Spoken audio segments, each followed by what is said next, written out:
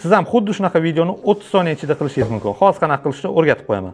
Birinchi o'rinda xuddi shunaqa rasmga tushib olamiz. Telegramga kirib xuddi shunaqa ilova plus bot deb yozamiz. Botning ichiga kirib start tugmasini bosamiz va eng pastdagi AI rasm degan joyga bosamiz. Sizda ham xuddi shunaqa ochilgandan keyin Google akkauntimizga kirib olamiz. Google akkauntga kirganimizdan keyin pastdan 3 ta nuqtani bosamiz va izobrazение degan joyni tanlaymiz. Endi plus belgisini bosib, загрузить fayli degan joyga bosamiz va galereyadan boya tushgan rasmingizni tanlaysiz. Xuddi shunaqa o'zimizga kerakli bo'lgan stilni yozamiz va yuboramiz va endi ozgincha kutamiz. Sizda ham xuddi shunaqa rasm tayyor bo'ladi va ustiga bosib turib, skачать изображение degan joyga bosamiz va yuklab olamiz. Endi Kling AI deb yozamiz, xuddi shu saytga kirib pastdagi tugmani bosamiz va endi pastdagi video degan bo'limga bosamiz va xuddi shu joyda image to video deb yozilgan bo'lishi kerak. Shu joyga bosib, endi rasmlarni yuklaymiz. Birinchi oddiy kameraga tushgan rasmingizni yuklaysiz va tepa qismdagi joyga bosib, shu video 2:1 degan joyni tanlaymiz va endi plus belgisini bosamiz va xuddi shu joyga bosib, boya yasagan rasmimizni ham yuklaymiz. Va endi shu yashil generate tugmasini bossak bo'ldi. Bitta orqaga qaytib, xuddi shu joyga bosib, videomiz tayyor bo'lishini kutib turamiz va sizda ham xuddi shunaqa natija bo'ladi.